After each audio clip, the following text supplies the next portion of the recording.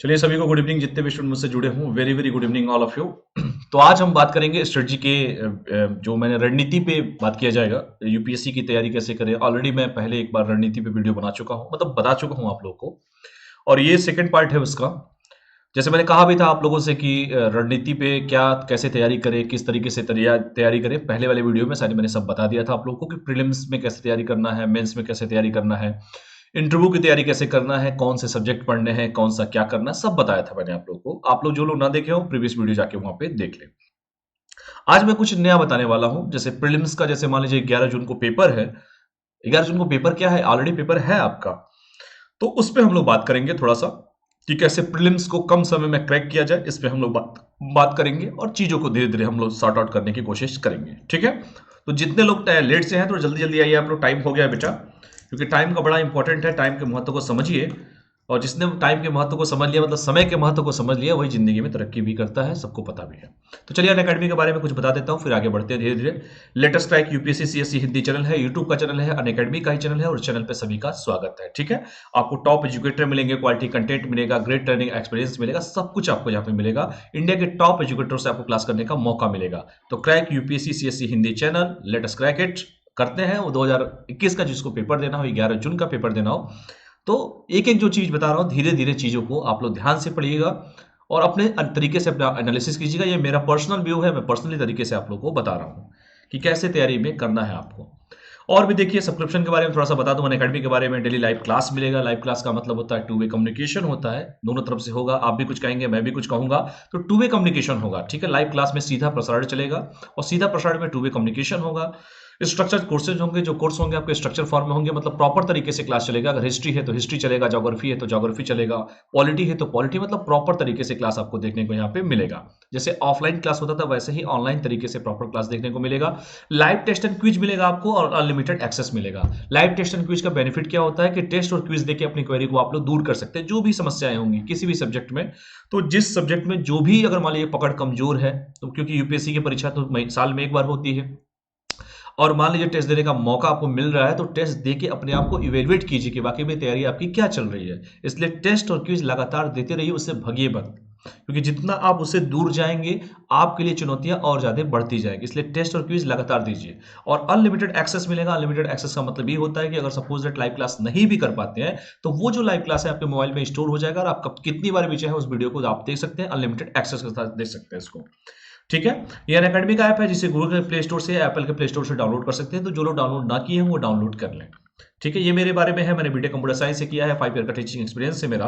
Optional subject मेरा history है। मैं आप लोग को हिस्ट्री, पॉलिटी और करंट अफेयर पढ़ाऊंगा। ठीक है, वैसे मैं करंट अफेयर क्लास ऑलरेडी ले ही रहा हूं, आप लोग को पता भी है। आने वाले समय मैराथन सेशन भी लूंगा, और भी स्ट्रेटजी पे बात किया जाएगा, और भी जितने भी करंट अफेयर्स हैं या मॉडर्न हिस्ट्री है, और 1857 का महाविद्रोह पढ़ा ही रहा हूं उस पर।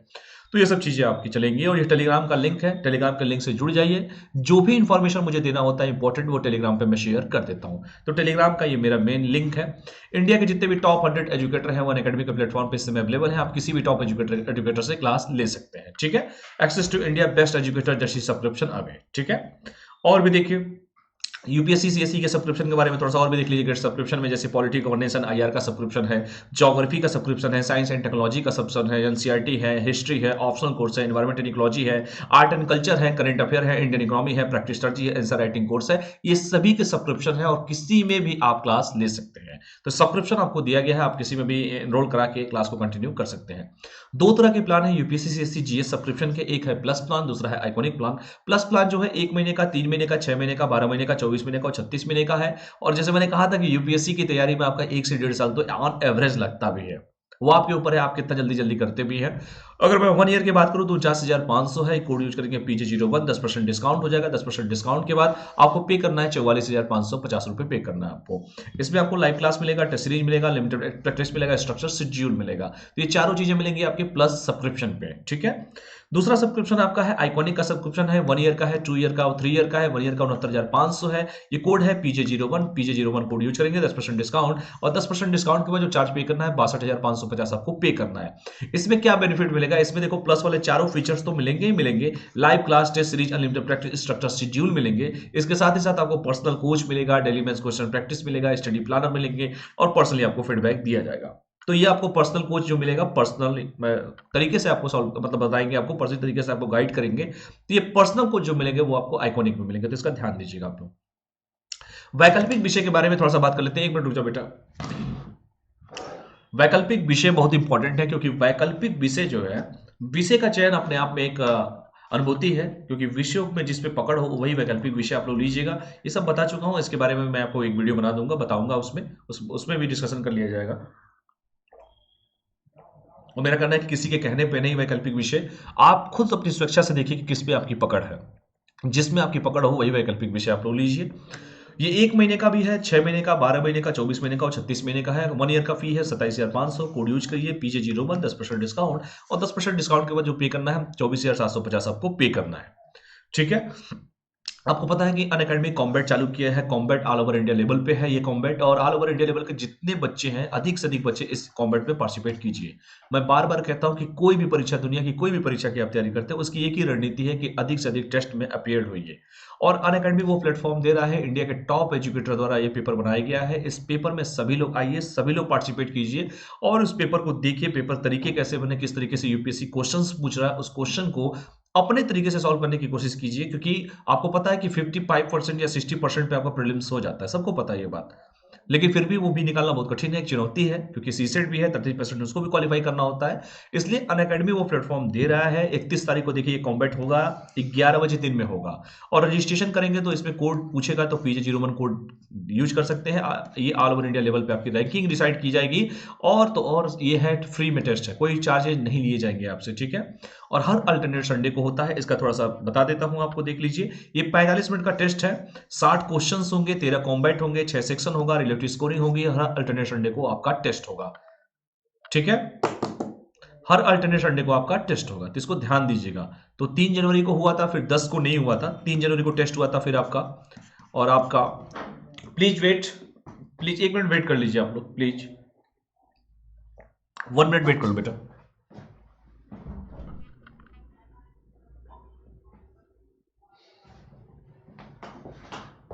ठीक है, तो जैसे मैंने आपसे कहा कि 3 जनवरी को टेस्ट हुआ था आपका, फिर 10 तारीख को नहीं हुआ था, क्योंकि हर अल्टरनेट संडे को होगा, फिर 17 तारीख को हुआ था। ठीक है, फिर 24 को नहीं हुआ था, फिर आपका 31 को होगा। तो ध्यान दीजिएगा, 31 जनवरी को आपका टेस्ट होगा। सभी लोग अधिक से अधिक संख्या में टेस्ट को दीजिए, फ्री ऑफ कॉस्ट टेस्ट है, कोई चार्जेस नहीं लिए जाएंगे आपसे, और अपने टेस्ट को देके अपने आप को इवेल्युएट कीजिए कि किस सब्जेक्ट में क्या पकड़ है आपकी। अगर किसी में कमजोर है तो उसको दूर करने की कोशिश कीजिए आप लोग। ठीक है, समय कम बचा है, काम ज्यादा है। 11 जून को आपका पेपर है 2021 का प्रीलिम्स का। और देखिए देखिए यहाँ पे रैंकिंग के बारे में मैं बात करूं, जिसका फर्स्ट से लेके थर्ड रैंक रहेगा उसको 3 महीने का यूपीएससी जीएस प्लस का सब्सक्रिप्शन दिया जाएगा, और जिसका फोर्थ से लेके 150 रैंक रहेगा 1000 का अमेजन का वाउचर दिया जाएगा। अगर कोई वाउचर नहीं यूज करना चाहता तो मुझे दे देगा, कोई दिक्कत नहीं है। ठीक है, और भी देखिए बहुत सारे बैचेज स्टार्ट हो चुके हैं, क्योंकि मैंने कहा भी है कि 11 जून को आपका पेपर है, और 11 जून 2021 को आपका पेपर है, और बहुत सारे बैचेज स्टार्ट हो चुके हैं, 25 जनवरी से हो चुके हैं। तो 25 जनवरी से वो बैचेज स्टार्ट हो चुके हैं 2021 के लिए, 22 के लिए और 23 के लिए। जितने भी एस्पिरेंट्स हैं, अगर किसी को बैच ज्वाइन करना है तो देखिए यहाँ पे 6 महीने का क्रैश कोर्स है, बाइलिंगुअल भी है, इंग्लिश में भी है, हिंदी में भी है। तो 6 महीने का बैच आप ज्वाइन कर सकते हैं। ठीक है, 2021 के लिए। 2022 के लिए अगर किसी को ज्वाइन करना है तो 1 ईयर का बैच ज्वाइन कर सकता है 2022 के लिए। ठीक है, बाइलिंगुअल में भी है, इंग्लिश में भी है, हिंदी में भी है, प्लीज। हाँ ठीक है, तो 2022 के लिए भी बैच है। तो जिसको भी 1 ईयर का बैच ज्वाइन करना है, अगले साल की रणनीति किसी को मतलब क्लास करना है तो वो भी कर सकता है। 2023 में किसी को पेपर देना है, कुछ लोग हैं जो 2023 में देना चाहते हैं अभी से, तो वो उन लोगों के लिए देखिए यहाँ पे बैचेज आ चुके हैं। 25 जनवरी के बैचेज हैं, बाइलिंगुअल है, इंग्लिश है, हिंदी में भी है, तो उस बैच को ज्वाइन कर सकते हैं। और देखिए 2000 जिनको एनसीईआरटी का बैच ज्वाइन करना है, बाइलिंगुअल इंग्लिश हिंदी, इसमें भी बैच 25 जनवरी को आ चुके हैं। कहीं पर भी बैच ज्वाइन करके कोड यूज कर सकते हैं PJ01। ठीक है, तो और भी देख लीजिए, दोनों का प्लान एक है, एक अलग से यूपीएससी का प्लस है। अगर आइकॉनिक जीएस का लेते हैं, दोनों ऑप्शनल अगर प्लस लेते हैं तो 1 महीने का है 88,705 है, कोड यूज कर लेंगे PJ01, आपका 10% डिस्काउंट हो जाएगा। और दोनों का प्लस ऑप्शनल भी लेते हैं, यूपीएससी सीएससी जीएस भी लेते हैं अगर प्लस का, तो आपका हो जाएगा 1 साल का 70,103, कोड यूज करेंगे PJ01, 10% डिस्काउंट मिल जाएगा। खैर, हम सीधे बात करते हैं यूपीएससी के पैटर्न पे। सब चीजें आप लोग को ये चीजें बताई जा चुकी हैं, उसी पे मैं बात करूंगा जो यूपीएससी की तैयारी कैसे करें। ये सब चीजें आपको ऑलरेडी बता चुका हूं। प्रारंभिक परीक्षा, मुख्य परीक्षा, मेन आज आपको मैं ये बताने वाला हूं प्रारंभिक परीक्षा के बारे में। ठीक है, तो प्रारंभिक परीक्षा में जैसे मैंने कहा था कि प्रारंभिक परीक्षा का जो पेपर होता है जैसे प्रारंभिक परीक्षा में, जैसे मैंने कहा कि प्रारंभिक परीक्षा में सिर्फ और सिर्फ आपको ध्यान देना है कि आपकी स्ट्रेटजी कैसी होगी। ये आज मैं इसी पे बात करूंगा, बाकी सब चीजें बता चुका हूं आपको कि प्रारंभिक परीक्षा होगा, 2 पेपर होगा, फर्स्ट पेपर होगा और सेकंड पेपर होगा। तो आज मैं सीधा पूरा मुद्दा जो मेरा है प्रारंभिक परीक्षा पे ही मुद्दा मेरा रहेगा। तो सीधे मैं आज बात करूंगा प्रारंभिक परीक्षा कैसे क्वालिफाई करें 11 जून का पेपर। क्योंकि आपको पता है कि देखिए यूपीएससी की परीक्षा में 2 पेपर होंगे, एक फर्स्ट पेपर होगा, एक सेकंड पेपर होगा। फर्स्ट पेपर होता है जीएस का पेपर, वो होते हैं 200 मार्क्स के। सेकंड पेपर भी होता है जीएस का पेपर, वो सीसेट का पेपर जिसे सिविल सर्विसेज एप्टीट्यूड टेस्ट कहते हैं। ये भी 200 नंबर का होता है, लेकिन 200 में ये आपको बता चुका हूं कि सिर्फ 33% लाना होता है, क्वालिफाई करना होता है, इसका नंबर नहीं जुड़ता आपको। अब देखो बच्चा करता क्या है कि वो जीएस, हिंदी मीडियम के बच्चे की सबसे बड़ी समस्या यह है कि उसको लगता है कि सीसेट बहुत आसान है। जबकि मेरा मानना है कि मैंने बहुत सारे ऐसे बच्चों को देखा है जिनका जीएस में पकड़ बहुत अच्छी है, वो 70% क्वेश्चन सॉल्व कर सकते हैं, लेकिन सीसेट क्वालिफाई नहीं कर पाते हैं वो बच्चे। आखिर इसका रीजन क्या है? इसका मेन रीजन यही है कि उनका मैथ, रीजनिंग या कहूँ कि इंटरपर्सनल स्किल या जितने भी हिंदी के जो भी कॉम्प्रिहेंशन आते हैं, इंग्लिश के कॉम्प्रिहेंशन आते हैं, शायद अच्छे तरीके से वो नहीं सॉल्व करते हैं। और इसका मेन रीजन ये भी है कि वो टेस्ट बार बार नहीं देते हैं। तो जिन बच्चों को अगर लगता है जिसका ह्यूमैनिटी सब्जेक्ट रहा हो, जिसने मैथ नहीं पढ़ा हो, रीजनिंग नहीं पढ़ा हो, तो बेटा सीसेट को हल्के में मत लीजिए आप लोग। सीसेट पे भी फोकस कीजिए, क्योंकि 33% इतना आसान नहीं है। अपने आप में ये भी एक चैलेंजिंग टास्क है और मैं आज इसी मुद्दे पे बात करूंगा। स्ट्रेटजी देखिए मैंने सब बता चुका हूं कि रणनीति क्या है, कौन सी किताबें पढ़नी चाहिए, किस तरीके से परीक्षाएं देनी चाहिए। लेकिन मेन ये भी है कि आपको परीक्षा जो देना है, ठीक है, उस परीक्षा को किस तरीके से क्रैक किया जाए। तो मेरा पहला जो यही कहना है कि जो प्रीलिम्स प्रारंभिक परीक्षा, जैसे मैंने कहा भी था आप लोगों से कि देखिए पहले सिलेबस को आप लोग देखिए। जैसे मैंने कहा था कि राष्ट्रीय और अंतर्राष्ट्रीय महत्व की समसामयिक घटनाक्रम आएगा और भारत का इतिहास एवं भारतीय राष्ट्रीय आंदोलन आएगा। तो जो भी करंट अफेयर्स आते हैं, जो भी करंट अफेयर्स आपसे पूछे जाएंगे, वो नेशनल लेवल पे भी होते हैं, इंटरनेशनल लेवल पे भी होते हैं। और हर पेपर का, जैसे हमारा इकोनॉमिक्स है तो इकोनॉमिक्स का करंट अफेयर पूछेगा। इकोनॉमिक्स में जो चीजें आप इकोनॉमिक्स में पढ़ रहे हैं वो तो पढ़ेंगे ही पढ़ेंगे आप, इसके साथ साथ उसको करंट अपडेट करके भी चीजें आपसे पूछी जाएंगे। तो इकोनॉमिक्स का करंट अफेयर हो गया। मान लीजिए पॉलिटी पढ़ रहे हैं, मान लीजिए धारा 370 पूछ दे या 35A पूछ दे, या मान लीजिए कुछ भी पूछ दे, मान लीजिए पॉलिटी में कोई भी पूछ दे, मान लीजिए कृषि बिल पूछ दे, तो कृषि बिल में कितने कानून में, कौन कौन से कानून में क्या है, कौन कौन सा अमेंडमेंट किया गया है, या कृषि बिल का किसान क्यों विरोध कर रहे हैं, मान पॉलिटी में ऐसे क्वेश्चन भी पूछ सकता है। या इन्वायरमेंट एंड इकोलॉजी में पूछ दे, या कोरोना महामारी चल रही है उससे क्वेश्चंस पूछ दे। तो मेरा कहना है कि कोई भी चीज पढ़ रहे हैं, चाहे आप पॉलिटी पढ़ रहे हो, चाहे आप हिस्ट्री पढ़ रहे हो, चाहे इकोनॉमिक्स हो, चाहे इन्वायरमेंट एंड इकोलॉजी हो, ज्योग्राफी हो, साइंस टेक हो, जो प्रीलिम्स का सिलेबस है आपका, इसको करंट बेस पे पढ़ना है आपको। मतलब वो चीजें परंपरागत तरीके से जिस तरीके से पढ़ते हैं वो तो पढ़ना ही पढ़ना है, बाकी आपको उसमें करंट बेस के हिसाब से पढ़ना है। और यूपीएससी है, यूपीएससी में कुछ भी पूछा जा सकता है, क्योंकि यूपीएससी की परीक्षा का कोई फिक्स तो है नहीं। जैसे पहले होता था कि 2017-18 में आप देखेंगे, हिस्ट्री एक ऐसा सब्जेक्ट है जिसमें हमेशा यूपीएससी का रिकॉर्ड रहा है। अगर मैं 2011 से लेकर 20 तक की बात करूं, एक रिकॉर्ड रहा है ये हिस्ट्री का। हिस्ट्री से 15 से 20 क्वेश्चन पूछे जाते हैं, जैसे मैंने पहले भी कहा था आप लोगों से। 15 से 20 क्वेश्चन जो पूछे जाते हैं, उस 15 से 20 क्वेश्चन में आपका होता क्या है कि आप ये देखेंगे, मान लीजिए मैं कहूं कि 20 क्वेश्चन, मान लीजिए 15 से 20 क्वेश्चन मैंने कहा कि हिस्ट्री से पूछे जाते हैं। अब इस 15 से 20 क्वेश्चन में हिस्ट्री की अगर मैं बात करूं, तो हिस्ट्री में आप देखेंगे कि 50% जो क्वेश्चंस होते हैं वो मॉडर्न हिस्ट्री से रहते हैं। यानी आधुनिक भारत का इतिहास जो होता है, आधुनिक भारत का इतिहास, उससे 50% क्वेश्चन होते हैं, मॉडर्न हिस्ट्री के क्वेश्चन होते हैं आपके 50% से ऊपर। उसके बाद वो जो बचे 50% क्वेश्चन होते हैं, वो क्वेश्चन यानी कि 7 से 8 क्वेश्चन भी कह सकते हैं आप मॉडर्न हिस्ट्री के रहते हैं। बाकी जो 50% क्वेश्चन होते हैं वो आपका कम से कम, मतलब मान के चलिए कि मिडिल के 1-2 क्वेश्चन होते हैं आपके। एंशिएंट इंडिया के क्वेश्चन होते हैं आपके, मान लीजिए 3 से 4 क्वेश्चन एंशिएंट इंडिया का पूछ देते हैं। आर्ट एंड कल्चर बहुत इंपॉर्टेंट है, आर्ट एंड कल्चर होना भी चाहिए। और आर्ट एंड कल्चर जो कला और संस्कृति जो है वो भी हिस्ट्री में ही पूछा जाता है आपका। 3 से 4 क्वेश्चन आपको वहां पे भी देखने को मिल जाएंगे। मतलब 15 से 20 क्वेश्चन हिस्ट्री अगर किसी लड़के ने सही तरीके से पढ़ा है, उसमें कोई करंट अफेयर का रोल नहीं है।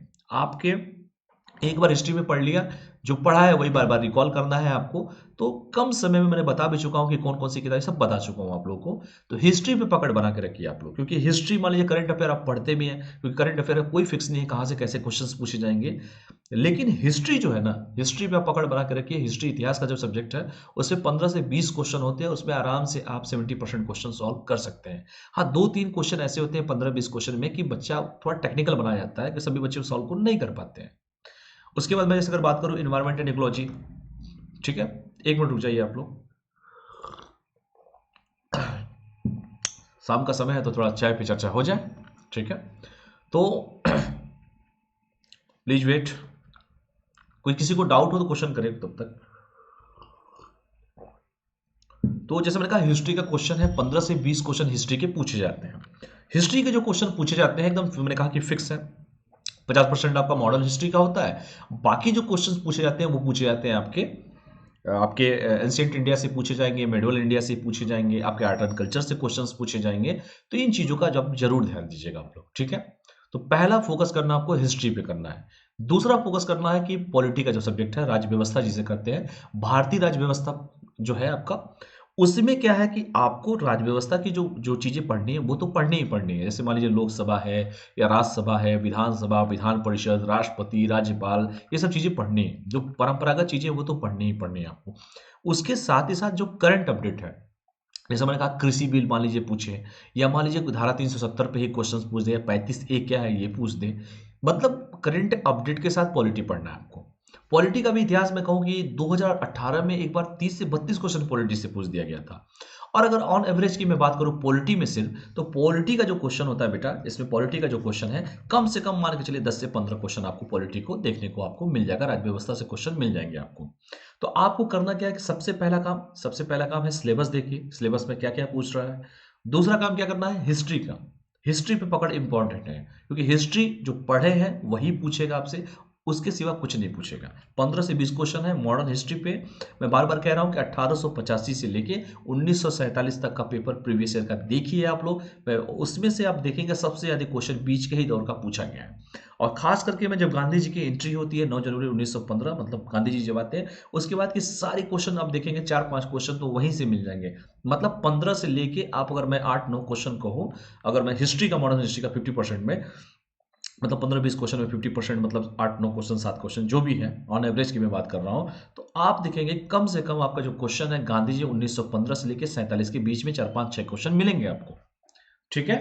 तो ये काम करना है। दूसरा काम क्या करना है, एंशिएंट इंडिया, जितना लॉजिकल चीजें, साउथ की जो चीजें हैं, ठीक है, तो ये चीजें पढ़नी है। तीसरा आपका आर्ट एंड कल्चर पढ़ना है, और मिडल इंडिया के 2-3 क्वेश्चन होते हैं वो भी पढ़ लीजिएगा, ठीक है। तो ये हिस्ट्री पे पकड़ बनाना है। दूसरा काम करना है पॉलिटी पढ़ना है। पॉलिटी में 10 क्वेश्चन तो जो जो चीजें जो परंपरागत जैसे पढ़ते हैं वो तो पढ़ना ही पढ़ना है। जैसे मान लीजिए लोकसभा स्पीकर पूछ दे, या लोकसभा में विपक्ष के नेता का रोल पूछ दे, या मान लीजिए कोई भी पार्टी नेशनल पार्टी है, उस पार्टी को नेशनल पार्टी का दर्जा क्यों दिया था ये क्वेश्चन पूछ दे, या भारत में कितनी राष्ट्रीय पार्टियां, कम से कम ये भी तो जानना चाहिए आपको। कहीं से भी घुमा फिरा के कोई भी क्वेश्चन आए, ठीक है, तो आपको कम से कम ये चीजें आपको जानना चाहिए। उसके बाद आपको आपका जो ज्योग्राफी है, इंडियन ज्योग्राफी, वर्ल्ड ज्योग्राफी, ये भी पढ़ना है। कम से कम 10-15 क्वेश्चन आपको यहाँ पे भी देखने को मिल जाएगा। तो तीसरा ये है कि ज्योग्राफी एकदम साइंस की तरह काम करता है, यस है तो यस है, नो है तो नो है। तो आराम से इसको ज्योग्राफी को भी पढ़िए, और मैप यूज कीजिए। मैपिंग बार बार करते रहिए, डेली आप लोग मैप देखते रहिए, क्योंकि मैप बहुत सी चीजों को आपको बताएगा, ठीक है। तो पहला काम क्या है, हिस्ट्री पे पकड़ बनाइए। दूसरा काम क्या है, कम समय में मैं बता रहा हूं रणनीति क्या होनी चाहिए आपकी, ठीक है। तो पहला हिस्ट्री पे पकड़ बनाइए, हिस्ट्री, और हिस्ट्री बनाइए भी आप लोग। तो हिस्ट्री 15 से 20 क्वेश्चन, मॉडर्न हिस्ट्री सबसे ज्यादा हमको एवरेज वेटेज देना है। उसके बाद हमको देना है ancient India, art and culture, and then medieval. 15 से 20 क्वेश्चन वहां पे, ये लगे कि हाँ यार इसका 60% 70 क्वेश्चन कहीं से भी क्वेश्चन पूछते हम देने के लिए तैयार हैं। दूसरा काम करना है आपको पॉलिटी का, मैंने बताया करंट अपडेट के साथ पॉलिटी पढ़ना है आपको, ठीक है। पॉलिटी पढ़ना है, और पॉलिटी में जिस तरीके से क्वेश्चंस प्रीवियस ईयर में आप देख रहे हैं, आप देखेंगे आपको लगेगा कि यार क्या क्वेश्चन पूछ रहा है, पढ़ कुछ और पूछ को और रहा है, ठीक है। एक बार तो ऐसा हुआ, इकोनॉमिक्स की भी मैं चर्चा करूंगा आप लोगों को। तो दूसरा काम करना है पॉलिटी का, ठीक। तीसरा है geography, Indian geography, world geography, और इन्वायरमेंट एंड इकोलॉजी। जितने भी कन्वेंशन हुए हैं COP से लगा, जितने भी बाघ संरक्षण अधिनियम है, या हाथी टाइगर रिजर्व है, या जितने भी भारत में नेशनल पार्क हैं, टाइगर रिजर्व्स हैं, काजीरंगा से लगा, जितने भी कुछ नए चीजें पाई गई हैं, कोई प्रवासी पक्षी पाए गए, इसको पूरा का पूरा एकदम पढ़ लेना है उसको, विथ करंट अफेयर अपडेट के साथ। इन्वायरमेंट एंड इकोलॉजी, कहीं पे कोई मान लीजिए प्रजाति पाई जाती है, कोई पक्षी पाई जाती है, कोई विलुप्त प्राय है, ये क्वेश्चन आपको पढ़ना है, तो इस पर ध्यान दीजिएगा आप लोग, ठीक। अगला जो है आपको पढ़ना है, आपके क्वेश्चन जो होंगे, मेन जो क्वेश्चन की मैं बात करूं, आपको पढ़ना है, जैसे मैंने कहा हिस्ट्री हो गया, पॉलिटी हो गया, ज्योग्राफी हो गया, आपका इन्वायरमेंट एंड इकोलॉजी हो गया, और उसके बाद इकोनॉमिक्स की मैं बात कर रहा हूँ। इकोनॉमिक्स में देखो बेटा, अब पहले की तरह क्वेश्चन तो नहीं आ रहे हैं, क्योंकि इकोनॉमिक्स एक फिक्स है। क्योंकि इकोनॉमिक्स जो अर्थव्यवस्था जो है, आर्थिकी एवं सामाजिक विकास, सतत विकास, गरीबी, समावेशन, जननांकी, सामाजिक क्षेत्र कार्यक्रम इत्यादि जो भी है। तो देखो अर्थव्यवस्था परंपरागत तरीके से क्वेश्चंस नहीं पूछे जा रहे हैं। तो इकोनॉमिक्स से क्वेश्चंस जो है आपको करंट अपडेट के साथ पूछना है। एक बार ऐसा हुआ कि मान लो लड़का पढ़ के जीएसटी खूब पढ़ के गया, जीएसटी पूछा क्या, जीएसटी क्या है, सिंपल एक क्वेश्चन पूछ दिया। एक बार क्वेश्चन ये हुआ कि जनधन खाता जब खुला था तो क्वेश्चन पूछा था कि जनधन खाता किस लिए खोला गया है। उसमें एक ऑप्शन था वित्तीय समावेशन, फाइनेंशियल एक्सक्लूजन, एक टर्म यूज किया था यूपीएससी में। तो इंग्लिश में भी उसको देखा कीजिए आप लोग, ठीक है। हिंदी में तो है ही, इंग्लिश में भी उसको देखा कीजिए आप लोग, वित्तीय समावेशन। तो इसको भी जरूर आप लोग ध्यान दीजिएगा। और अब साइंस टेक में बहुत सी इंपॉर्टेंट चीजें हैं, जैसे मान लीजिए अपाचे ये है, या राफेल लड़ाकू विमान है, या जो भी साइंस टेक से संबंधित जो चीजें हैं, तो उसमें साइंस में 3 चीजों पे फोकस करना है। पहला बायोलॉजी, दूसरा फिजिक्स, और तीसरा केमिस्ट्री। बायोलॉजी 50% से ज्यादा वेटेज देना है, उसके बाद आपको फिजिक्स पे देना है, उसके बाद केमिस्ट्री पे देना है साइंस टेक के हिसाब से, ठीक है। तो ये आपका प्रीलिम्स का मतलब प्री क्वालिफाई करने का तरीका है, एक आसान तरीके से बताया। इकोनॉमिक्स में जैसे मैंने कहा कि जैसे कृषि शुल्क मान लीजिए बिल है, या मान लीजिए कोई कृषि बिल है, या कोई भी बैंक है किसी में मर्ज हो रहा है, मान लीजिए कोई भी बैंक है, जैसे मान लीजिए यूनियन बैंक ऑफ इंडिया, निम्नलिखित में से मान लीजिए यूनियन बैंक ऑफ इंडिया में कौन कौन से बैंक विलय हुए हैं, ठीक है। भारत का सबसे बड़ा बैंक कौन है, इस समय भारत में कितने राष्ट्रीयकृत बैंक हैं, या कोई भी जैसे महिला बैंक है, या कोई भी बैंक की बात मैं करूं, तो ऐसे क्वेश्चंस आरबीआई के बारे में, या मनरेगा के बारे में, या जो भी सरकार की कोई पॉलिसी आ रही है, योजना आ रहा है, उसके बारे में जरूर पढ़ के जाइए। ये सब पूछता है इकोनॉमिक्स के हिसाब से, क्योंकि पूरा का पूरा इकोनॉमिक्स करंट अफेयर के हिसाब से पूछता है वो क्वेश्चन। तो इसको जरूर ध्यान दीजिएगा। और मेरा मानना है कि अगर आप 3 सब्जेक्ट पकड़ के चलते हैं, जैसे मान लीजिए हिस्ट्री हो गया, पॉलिटी हो गया, और आपका इन्वायरमेंट एंड इकोलॉजी हो गया, और करंट अफेयर, तब भी आपके बेड़ा पार हो जाएगा। क्योंकि आपको 100 में 100 क्वेश्चन नहीं करने हैं बेटा, आपको ये देखने हैं कि यूपीएससी में देखिए 50 से 60-70% जो होता है, वो जो क्वेश्चंस होते हैं वो सभी के लिए होते हैं। 30-20-25 क्वेश्चन, 20-25 क्वेश्चन ऐसे दिए जाते हैं जो बहुत रेयर एंड रेयरेस्ट केस में बच्चा करता है। इसलिए 100 से 100 नहीं करना है आपको। आपको सिर्फ 55 से 60% आप करेगा तो प्रीलिम्स क्वालिफाई आप हो जाएंगे, ठीक है। तो ये आपकी रणनीति होनी चाहिए। इसी पे मैं चर्चा भी कर रहा था, और मैं बहुत मोटी मोटी बातें तो नहीं करूंगा, बस जो मुद्दे की चीजें मैं उसी पे बात भी करना चाहता था कि प्रीलिम्स पे कैसे क्या कमेंट करें। अगर आप ईमानदारी से पढ़ें, जो लड़का मान लीजिए पहली बार यूपीएससी देने जा रहा हो, यूपीएससी की परीक्षा देने जा रहा हो, अभी समय है, जून का समय है, समय बचा हुआ है, जितना पढ़े, या कोई बैच ज्वाइन करना, बैचेज भी बता चुका हूँ, 25 जनवरी को बैच आया हुआ है। तो उसमें क्या है, उस बैच में सिर्फ प्रीलिम्स ओरिएंटेड चीजें पढ़ाई जाएंगी, इसलिए आप लोग बैच को ज्वाइन कर सकते हैं। और 2 महीने, 3 महीने, 4 महीने पहले पढ़िए, और रिकॉल करते रहिए, बार बार रिकॉल करते रहिए। उससे क्या होगा, आपके अभ्यास होगा, और टेस्ट देते रहिए बेटा। टेस्ट बहुत जरूरी है। पूरा का पूरा मई जो है, मान लीजिए कोई नया लड़का है, पहले तो बेटा पूरी पढ़ाई करो। अभी तो मैं नहीं कहूंगा पहले जो नया आया हो वो टेस्ट अभी से दे दें, ऐसा तो मैं कहूंगा नहीं। पहले पूरा पढ़ाई कर लो, जून में पेपर है तो पूरा मई आप पूरा टेस्ट दो, ईमानदारी से पूरा टेस्ट देते रहो, ताकि आपका जो जो भी चीजें कमियां होंगी, कमियां दूर करने का मौका मिलेगा आपको, ठीक है। तो ये रहा पूरा प्रीलिम्स का कि फर्स्ट पेपर जो है 200 नंबर में, जैसे कैसे नंबर, एक क्वेश्चन 2 नंबर का आता है, कैसे क्वालिफाई करना है, क्योंकि माइनस मार्किंग भी है इसमें, सबको पता भी है। तो कम समय में कैसे खेलना है ये इंपॉर्टेंट है, और इस तरीके से आपको प्रीलिम्स का प्रारंभिक परीक्षा हो जाएगा आपका। दूसरा है सीसेट का पेपर, जो सिविल सर्विसेज एप्टीट्यूड टेस्ट कहते हैं, सीसेट। ह्यूमैनिटी का बच्चा क्या करता है, इस पे ध्यान कम देता है। बेटा ये नहीं गलती करना है। मैं बहुत सारे स्टूडेंट का मेरे पास फोन आता है कि सर मैं जीएस का पेपर तो सर मेरा बहुत अच्छा गया, 70% में क्वेश्चन सही है सर, बट सीसेट में 33% क्वालिफाई नहीं कर पा रहा हूँ। गलती किसकी है फिर, आप क्वालिफाई नहीं कर पा रहे हैं तो। इसलिए सीसेट पे भी ध्यान दीजिए, आप लोग पूरा फोकस कीजिए सीसेट के पेपर पे, ठीक है। हिंदी कॉम्प्रिहेंशन है आपका, जैसे मैंने कहा हिंदी कॉम्प्रिहेंशन है, इंटरपर्सनल स्किल है। सबसे अच्छी बात है रीजनिंग पढ़िए, सबसे ज्यादा रीजनिंग पढ़िए, ठीक है। लॉजिकल रीजनिंग पढ़िए, एनालिटिकल एबिलिटी पढ़िए, और उसके बाद मैथ पर ध्यान दीजिए। रोज जैसे परसेंटेज का है, या ब्लड रिलेशंस है, कोडिंग डिकोडिंग है आपका, और आपका डेटा इंटरप्रिटेशन जैसे क्वेश्चंस पूछते हैं, आपके कैलेंडर से क्वेश्चन पूछते हैं, डायरेक्शन से क्वेश्चन पूछते हैं। तो अपना जो है, जो मतलब हमको तो सिर्फ 33% मतलब क्वालिफाई करने के लिए चाहिए, लेकिन आपको कम से कम 40% के आसपास क्वेश्चन करना है, ठीक है। सेफ जोन के लिए मैं बता रहा हूं आपको।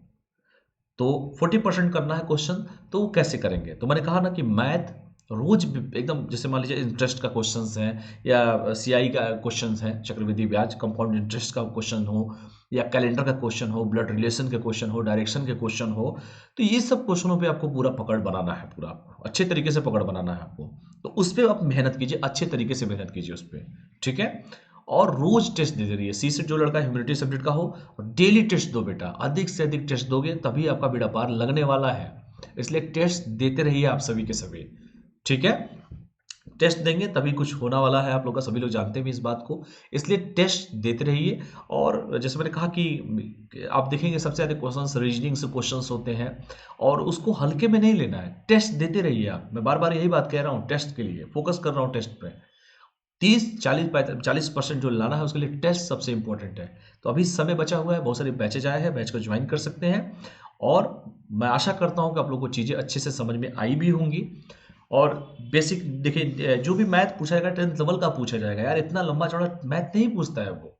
लेकिन हाँ, उसको हल्के में नहीं लेना है, ये भी गलती नहीं करना है, हल्के में लेना है। मेरे पास बहुत सारे बच्चों का आता है फोन, मैसेज आता है, फोन आता है, बच्चे पूछते हैं कि सर क्या करें हम, 70% क्वेश्चन है सर जीएस में, लेकिन क्या कर लोगे जब प्रारंभिक परीक्षा नहीं पास करोगे बेटा, मेंस कैसे दोगे फिर आप? क्योंकि प्रारंभिक चरण का पेपर जो है सिर्फ क्वालिफाई करना होता है, मतलब एक परीक्षा पास करना होता है। जो असली लड़ाई होती है वो तो मेंस की होती है। तो मेंस जब प्रारंभिक परीक्षा पास करोगे तभी तो मेंस के लिए अपेयर्ड हो गए आप। इसलिए प्रारंभिक परीक्षा में दोनों का वेटेज लेके चलिए। आपने जैसे परंपरागत तरीके से जो पढ़ा है जीएस, रोज तो पढ़ते ही हैं जीएस आप, तो जीएस भी पढ़िए और सीसेट पे भी फोकस कीजिए आप, ठीक है। तो रीजनिंग पे मैंने क्या क्या बताया आपको, फिर से एक बार रिकॉल करा देता हूँ। जीएस के फर्स्ट पेपर में, प्रारंभिक परीक्षा पे मैं बात किया था मैंने आपसे, हिस्ट्री पे सबसे ज्यादा फोकस करिए। जीएस के फर्स्ट पेपर में 15 से 20 क्वेश्चन, पॉलिटी 10 से 15 क्वेश्चन, कोई फिक्स नहीं होता है, कभी कभी बहुत ज्यादा पूछ देता है। योजना सबसे ज्यादा, भारत सरकार की योजनाएं जितनी है, कोई भी योजना सरकार ने निकाली हो, कोई भी योजना हो, हर घर नल योजना से लगाए, प्रधानमंत्री कृषि सम्मान योजना से लगाए, बेटी बचाओ बेटी पढ़ाओ योजना से लगाए, जियो पारसी योजना से लगाए, दुनिया की कोई भी योजना जो भारत सरकार ने निकाली हो, वो सारी योजनाओं को आपको पढ़ना है, ठीक है। वयश्री योजना अभी रिसेंटली क्वेश्चन पूछा गया था। तो आपको कम से कम भारत सरकार की जो मेन मेन योजनाएं हैं उस योजना को पढ़ना है आप लोगों को, क्योंकि यूपीएससी में कहीं से भी क्वेश्चन पूछे जा सकते हैं। यूपीएससी सिविल सर्विस एग्जामिनेशन की मैं बात कर रहा हूँ। योजना, पॉलिटी, हिस्ट्री, आपके geography, environment and ecology, economics, जैसे मैंने कहा कि इकोनॉमिक्स में हमेशा करंट अपडेट क्वेश्चंस आ रहे हैं, जिस तरीके से क्वेश्चन पूछ रहे हैं एकदम अप्लाइड इकोनॉमिक्स पूछ रहा है, और आपको एकदम स्मार्ट रणनीति बनानी है, ठीक है। और सेकंड पेपर में आपको मैथ, रीजनिंग, अधिक से अधिक क्वेश्चन सॉल्व करने हैं। वो क्वेश्चन जितना ज्यादा से ज्यादा सॉल्व करेंगे आप लोग, टेस्ट देंगे, क्वेश्चन सॉल्व करेंगे, प्रीवियस क्वेश्चन पेपर देखेंगे, अपने आप चीजें सॉल्व होती जाएंगी। तो मैं आशा करता हूं कि आप लोगों को चीजें बहुत अच्छे से समझ में आई होंगी। फिर एक नई वीडियो के साथ मैं आऊंगा मेंस की तैयारी में, कि कैसे कैसे मेंस की तैयारी करनी है आपको सही तरीके से। तो ये प्रारंभिक परीक्षा है, मैं आशा करता हूं कि आप लोगों को चीजें अच्छे से समझ में आई होंगी, ठीक है। तो तो यही सब चीजें हैं, बाकी सब मैं आपको बता भी चुका हूं सारी चीजें, ठीक है। तो आशा करता हूं कि मैं आप लोगों को मेंस का समझ में आया होगा। और ये कोड है, मैं क्लास को यहीं पे ऑफ भी करता हूं, और बाकी जो भी चीजें होंगी आप लोग को आराम से